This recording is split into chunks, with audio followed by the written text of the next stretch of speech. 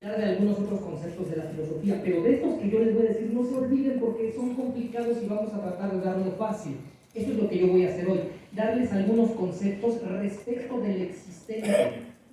¿Cómo entendemos? Porque como médicos homeópatas vemos al existente, vemos al hombre, pero ¿cómo estudiamos a ese hombre? ¿Cómo lo estudiamos? No es nada sencillo. Aquí les va. Podemos pasar por... bueno, esta es mi asociación poblana de médicos homeópatas, a la que le agradezco mucho, presidido por mi madrina Susana Martínez. Muchas gracias. Y Homeopatía de México, que es mi escuela formadora en la especialidad. Y del otro lado, la que dice FF es mi facultad de Filosofía y Letras, de donde egresé. Vamos a... Bueno, es que miren, el problema que se ha visto últimamente es que nos estamos desgarrando las vestiduras por mostrar la cientificidad de la homeopatía. Y entonces en algunos artículos internacionales hasta le ponen ultra high delusions para que pase por los estándares, ¿no? Y está muy padre, está bien, hacer todo ese tipo de investigaciones está muy padre, es una ciencia fáctica. ¿Cuál es la diferencia de una ciencia fáctica? O más bien, ¿qué la caracteriza? La ciencia fáctica o ciencia de la naturaleza es la ciencia de lo a la mano, lo que tenemos, es decir, tú haces ciencia de la naturaleza porque la naturaleza se nos presenta. Por eso hay biólogos y veterinarios y arqueólogos, aquello que se me presenta, naturaleza, ciencia fáctica. Entonces, cuando nosotros vamos a defender la homeopatía desde esa ciencia, aplausos, todos nos ponemos de pie, qué padre. Les digo qué principio es fascinante para eso, el principio donde hacemos experimentación pura. Sí, pues les encanta. Experimentamos y luego hacemos. Porque nos lo enseñaron desde la secundaria. Usted haga una hipótesis, experimente y luego muestre el resultado. Ya, aplausos. Pero se nos olvida a los médicos homeópatas que además la homeopatía es ciencia del espíritu. Y la ciencia del espíritu no lo inventamos. Es decir, no es algo que surgió apenas, sino que surge con la filosofía. ¿Con qué filosofía? Con la de Hegel. La filosofía hegeliana, y el maestro Proceso Sánchez en un video maravilloso que tuve oportunidad de ver, cuando empieza a hablar de Hegel, empieza a hablar de idealismo alemán.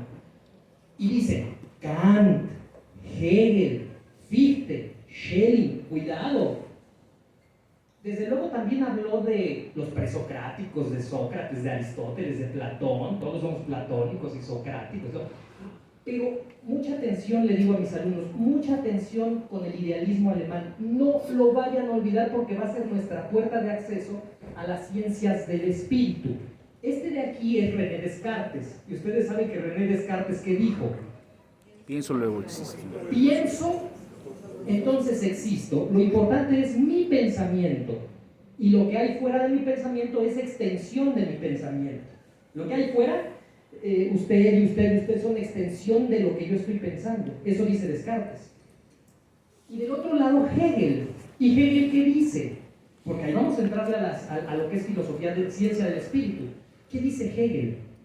Hegel dice, el hombre es un caminar dialéctico entre el no ser y el ser. Les recuerda al maestro Proceso Sánchez Ortega cuando dice, el hombre en la simplicidad más cierta es un anhelo constante de llegar a ser. Hegel dice, el espíritu surge, mucha atención a esto porque este es el resumen de Hegel, el espíritu surge en una dialéctica entre la nada y el ser. Hegel quiere decir con esto que realmente todo tiene sentido cuando el hombre se aprende a sí mismo en espíritu, cuando entiende que es espíritu. Si el hombre no entiende que es espíritu, no entiende mucho, va a decir Hegel. La siguiente es, bueno, ciencia fáctica contra ciencia del espíritu, ya se los he dicho. La ciencia fáctica, casi nos enseñaron desde la secundaria. Hagan sus modelos y sus matraces y volteen, y bueno, ya, ¿qué les digo? Kant y la razón pura me encanta. A mí me encanta Kant porque es como las mamás, esas mamás maravillosas que les encanta tener todo en orden y tienen una caja para esto y otra caja para el otro y otra caja para el otro. Kant eso hizo. Kant hace 3 movimientos. Se los digo a mis alumnos y les digo, no se les olviden los 3 movimientos, por favor. Los movimientos kantianos son 3. Estética trascendental, analítica trascendental y dialéctica trascendental. Lo repito, estética trascendental, analítica trascendental y dialéctica trascendental. ¿Qué quiere decir en español eso? Estética. Estética no es lo bello, lo bueno, no. Estética es lo que hay a la vista. O sea, nos movemos en espacio y en tiempo, eso dice Kant. Nos movemos en espacio y en tiempo. Bueno, ¿qué hacemos con lo que hay en el espacio y el tiempo? Lo organizamos. Tomo va con los rojos, va con los negros, va con lo humano, va con los animales. Entonces, por eso Kant cataloga, distribuye. Eso se llama analítica. ¿Qué le importa al homeópata? Eso no le importa tanto. ¿Qué sí le importa? La dialéctica trascendental. Subráyenlo. Dialéctica trascendental. Porque de ahí nos vamos, cuando hablemos con un médico, le vamos a decir, mira, antes que me preguntes por la ciencia homeopática, te invito a que leas la dialéctica trascendental de Kant. Porque en la dialéctica trascendental de Kant, ¿qué creen que dice? Dice Kant, ya que categoricé y ordené todo, ya que lo terminé de categorizar, les quiero decir algo. Hay algo que no puedo categorizar. Dios, alma, universo, bien, mal, justicia. No tengo dónde ponerlo. Se llama dialéctica trascendental. No tengo dónde ponerlo. Entonces, ¿dónde creen que lo puso Kant? Se tuvo que regresar, hizo sus pasos hacia atrás. ¿Dónde creen que lo puso? En la metafísica. Metafísica que había iniciado Aristóteles. Entonces Kant, muy inteligente, dice, de lo que no puedo categorizar, que se ocupe la metafísica. Maravilloso, esa es la respuesta que da Kant. ¿Y qué le dice? Hegel? Bueno, Hegel, ¿cómo se los pondré para que? O sea, agarra el micrófono. Hay la nada, dice Hegel. Hay la... Es el micrófono.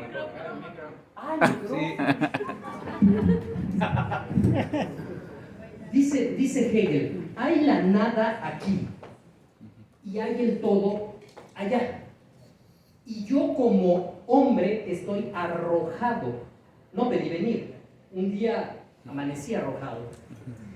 Entre este no ser nada y ese ser todo existe un camino. Y ese camino, ¿qué creen que contiene? Ontología e historia. Dos elementos fundamentales en el sistema hegeliano. Ontología e historia. ¿Qué es la ontología, maestros y compañeros? ¿Qué es la ontología? El estudio del ser. Pero ¿a poco es el estudio del ser de esta planta, de esta flor? ¿A poco es el estudio del ser Gilberto? ¿O el estudio del ser Carlos? ¿O el estudio del ser Mesa? No, ese ser es accidental, contingente, se rompe, se fractura. El estudio ontológico es el estudio del ser primero. El estudio del ser primero. Mucha gente le dijo Dios, pero eso ya fue una condición secundaria con el medioevo. Pero entonces, entre que no hay nada y allá hay todo, hay un camino que se llama camino dialéctico, que el hombre va a transitar. Y cuando lo empieza a transitar, ¿qué creen que surge? No hay nada, hay todo. Lo transito en ontología y en historia, ¿y qué surge? El espíritu. Para Hegel, el espíritu, entonces, es la resultante entre el avanzar desde la nada hasta la posibilidad completa del ser, la totalidad del ser. Por eso, el ser y el bien son la misma cosa, para Hegel. Y el resultado de ese transitar es el espíritu. Hahnemann dice, el espíritu dotado de razón, y dices, o sea, cuando el maestro Hahnemann estaba leyendo a los idealistas alemanes, pues queda clarísimo. Es decir, el hombre es un hombre que no está completo, que para completarse, teniendo en cuenta las condiciones ontológicas e históricas, va a dar cuenta de su espíritu. Somos dueños de mi posibilidad de aprender el espíritu. Eso sería Hegel. La siguiente. Esto no se los voy a explicar porque viene en las memorias y además hice un escrito y también mandé el escrito para que... Es un verdadero relajo, porque lo que hay es síntesis y antítesis dentro de Hegel. El sistema hegeliano se compone de síntesis de estos elementos que ustedes pueden ver en su casa con toda calma. El mundo, mi mundo y mundo de vida. Porque miren, con esto ya me estoy acercando al final de la charla. Si nosotros decimos que la filosofía, que la homeopatía, es ciencia, habrá que decir que es ciencia fáctica y ciencia del espíritu. ¿Quién más dice que es científico del espíritu? ¿Quién más? ¿Quién más? El teólogo. Por eso la filosofía es fundamento de la teología. Es decir, teología y homeopatía de algún modo tendrían una cierta hermandad, porque surgen de este proceso de búsqueda espiritual. Entonces, para poder entender este devenir histórico, lo que necesitamos nosotros es estudiar, ¿qué creen? ¿A un individuo en particular? No. ¿A la totalidad de individuos? No, tampoco. ¿Qué creen que tenemos que estudiar para captar este proceso espiritual? Hay algo muy fácil, muy simple, lo tenemos a la vista todo el tiempo. Los signos y los símbolos.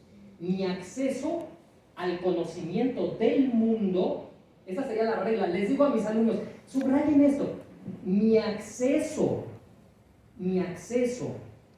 al espíritu siempre será estudiando los signos y los símbolos. ¿Dónde hay signos y símbolos? ¿Dónde hay signos y símbolos? En todos lados, en los textos y en la cultura.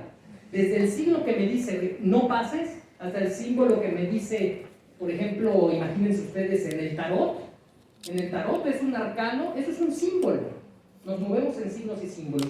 Entonces, ¿cómo le hacemos para entender a la homeopatía en sus textos?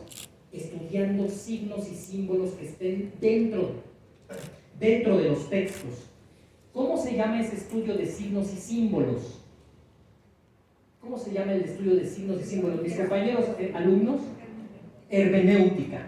La hermenéutica es el estudio de los signos y los símbolos que están puestos en los textos y en la cultura que me permiten entender el proceso de la formación espiritual. Si quiero entender la formación del espíritu, debo entender los signos inmersos en los textos y en la cultura. Se llama hermenéutica. ¿Quién trabajó mucho hermenéutica? Hans Georg Gadamer, en un librazo que se llama Verdad y Método. Verdad y Método, librazo, súper librazo. Yo le estaba pasando. Ahora ya lo perdí. Qué impresionante. Debe estar ahí. Está en la nada. Aquí está. ¿Por qué les puse el mundo, mi mundo, mundo de vida? Porque la hermenéutica, o sea, ya aceptamos que necesitamos hermenéutica para desentrañar los signos y los símbolos, pero va de la mano de otro conocimiento que se llama fenomenología. Fenomenología. No los voy a aburrir. Martin Heidegger es uno de los principales promovedores de la fenomenología. ¿Qué es, así a grandes rasgos, la fenomenología? Fenomenología rayita hermenéutica. ¿Qué es? Cuando veo el mundo, lo hago desde mi mundo. Cuando veo el mundo, lo hago desde mi mundo. Y ustedes ven estas flores desde su mundo.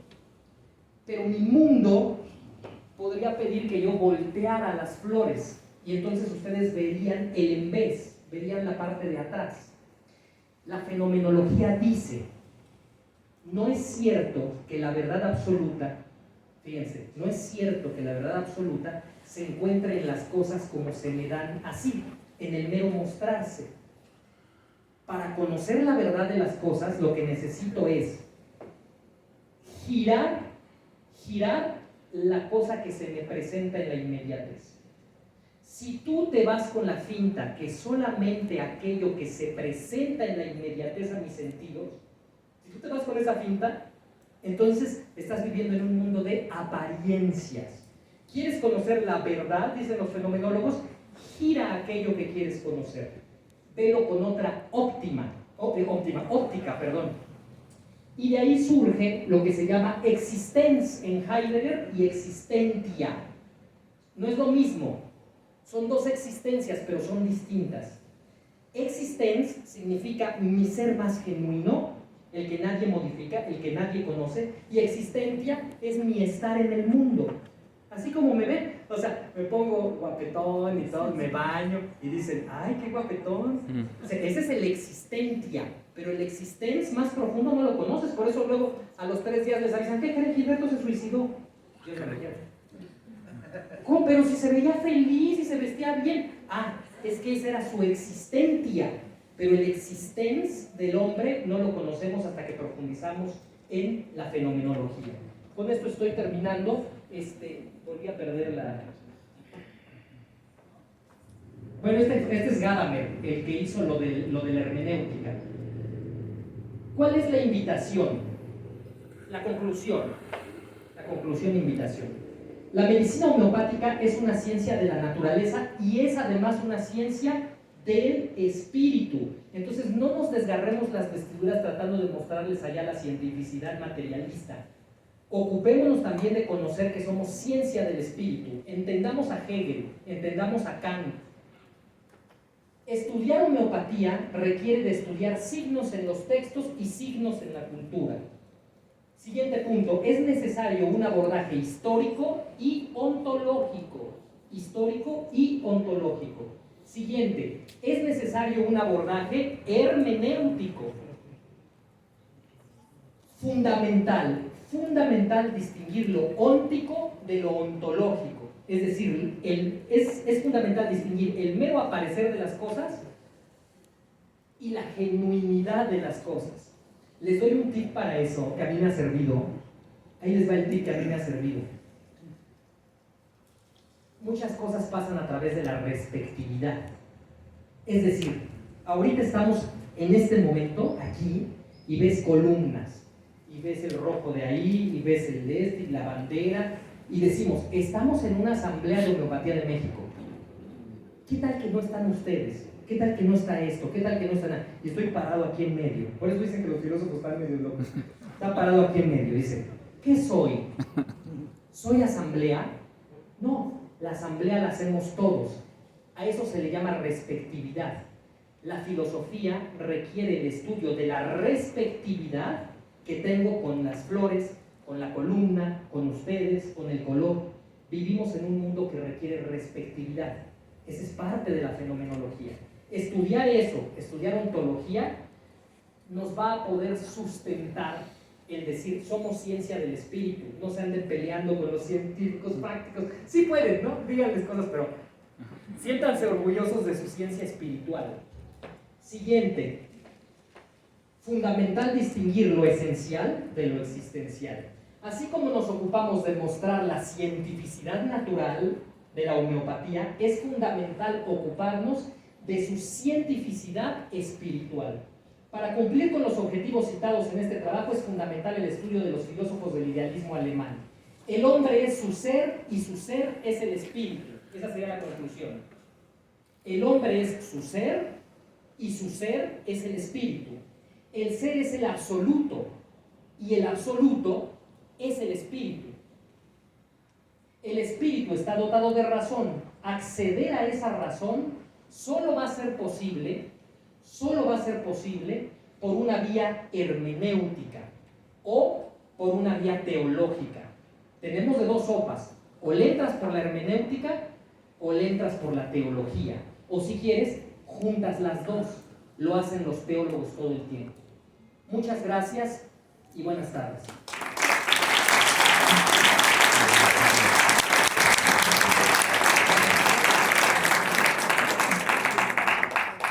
Hay un precepto universal que dice que la cortesía del filósofo es la claridad. Y todo ha sido cortés. Gracias.